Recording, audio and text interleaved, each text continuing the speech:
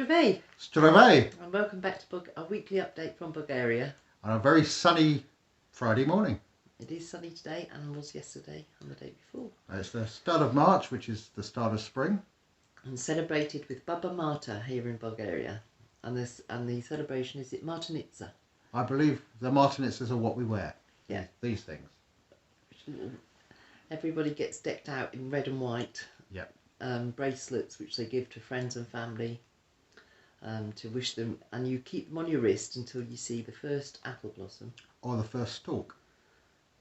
Or your first snake. I'm sure somebody said something about a snake. I haven't seen any of them, so I'm still wearing mine. Yeah, so we're still wearing ours. Yeah. We made them for each other because you're not supposed to make them. You can't make your own, you've got to be given them. And as we're the only people we know. Yes. we thought we'd better do them for each other. They also celebrated it down in Makaria Polsko. In the town centre, yes. With a local... The local Baba Marta. A local Baba Marta handing out Martinistas to people as well. That apparently they'd made in the community centre. A couple of weeks earlier. All this stuff we don't know about goes on. It's one day when we speak the language and know who to talk to. We'll get it all worked out. There was another celebration this week. On March the 3rd, and that was Bulgarian Liberation Day, which celebrates the freedom of Bulgaria from the Ottoman Empire. Back in 1878. So 143 years ago. Yeah, be a big one in 7 years' time. But they also had singing and dancing in the town square again for that one, with people in traditional outfits. Dancing round in a big circle. And here's a little bit of footage of that.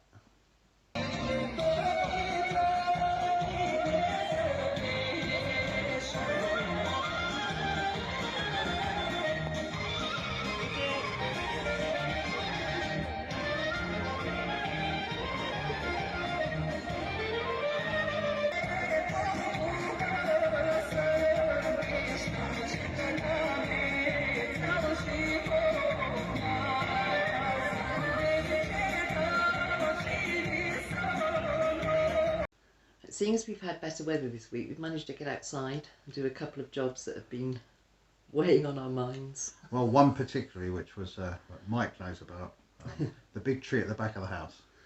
Yes, it did veer towards the house quite a lot, and it was only about 4 foot away from the house, and very tall. Bits of it had already come down in the wind.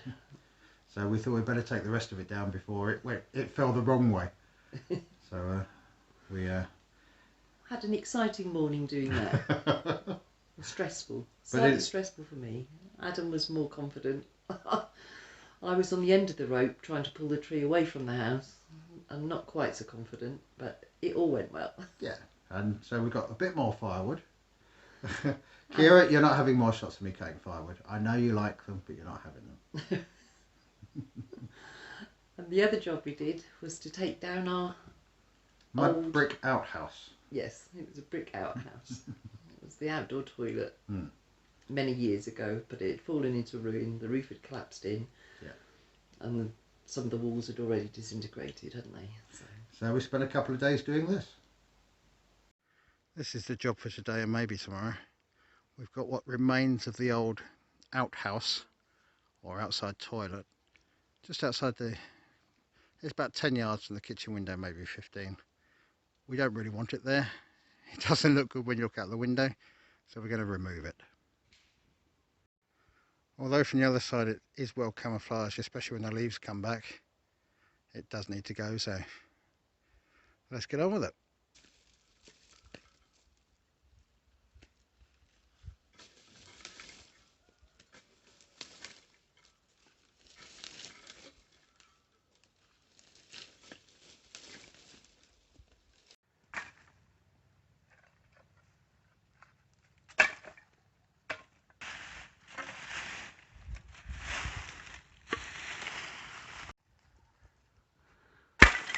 So we're getting down to see the base of it now. We're just not sure how deep it goes. Adam's being very careful not to fall in.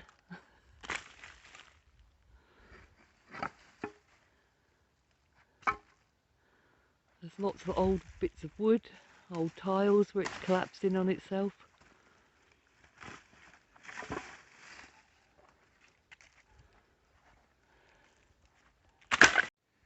It's looking a bit like a building site, but we are taking apart the outhouse. There it is. We've had to trim some of the tree back so we can get to it, and most of those tiles are actually buried underneath soil, so we've had to dig those out. We have found the stone foundation, which Lynn really likes the stones, wants to use them somewhere, which means we've got to dig them out. Before we dig them out, we have to remove the mud bricks. We've started doing that. The top few layers just disintegrated. Some of these mud bricks are coming off whole. We'll probably find a use for them if we can, let them dry out. They're all a bit damp, but you would expect that. They've been covered up for quite a long time. Going down, yep, you've guessed what that is. That's where the action happened, and that's what I'm trying not to tread in too much, although after I suppose 15 plus years it's pretty well harmless. We've now taken down the mud brick wall, stacked the mud bricks. We're going to use those to fill in some of the hole. We've also excavated a bit, taken some of the stones out from the back and backfilled. These are the stones we've retrieved so far. They're the smaller ones, and they're the bigger ones. We will no doubt find a use for them, but what that is, I couldn't tell you yet. We've also cleared a way to the back of the outhouse so that we could get to the bricks that way. It's involved a bit of trimming and a bit of clearing, but it makes access easier. And we were going to thin some stuff out anyway, so 2 birds, 1 stone. This shows the foundation stones in position. They're very heavy, but we're trying to reuse as many as we can. They go all around the front wall here. That's the next bit to uncover. This is Ziggy helping us out.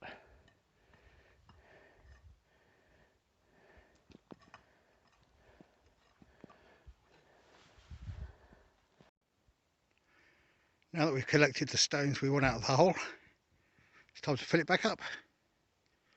What we're doing is we're doing a layer of mud brick and then raking dirt and broken mud brick over the top to fill the gaps, then doing another layer. That way we'll have a bit of a mound, but the old outhouse will be gone. What you found? What you found?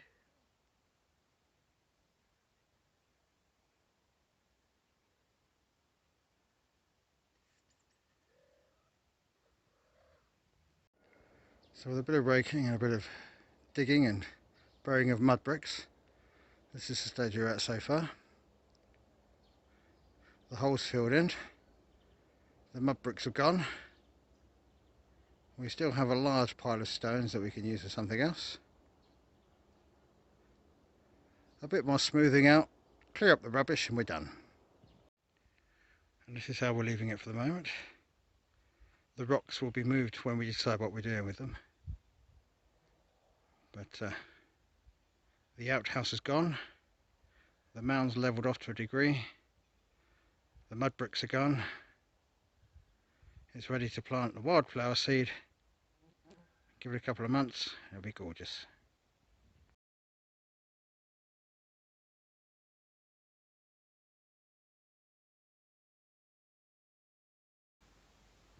Something else that happened on the 1st of March.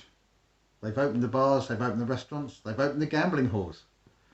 We haven't been to any yet, of any of them. Have they opened the piano bars? I think the piano bars are shut as well. Yeah. But slowly they're starting to unlock lockdown, if that's what you do with a lockdown. And yes, apparently the schools are going back. They've staggered that a bit.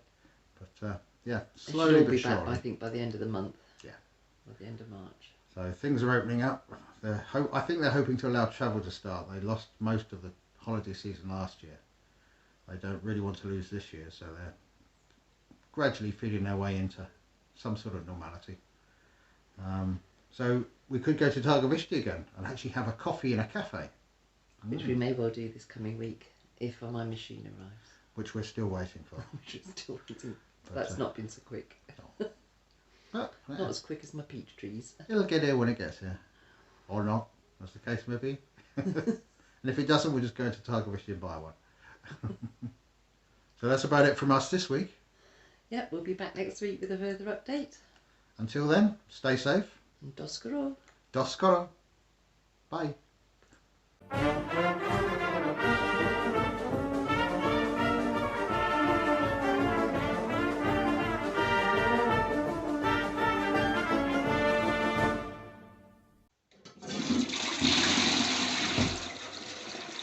Yeah, there's... Wait for my head to come back. There we go. Technical term. Which is your head shooting off somewhere. Okay. Seamless, you think? Seamless. Oh, like an old pro. Or an old pro. More bits from us doing more bits. In Bulgaria. Loads of bits. Loads of bits in Bulgaria. Yeah. Schofield doesn't have this problem. You're no Schofield. Not grey enough. No, not great enough. Are you Schofield? I could be.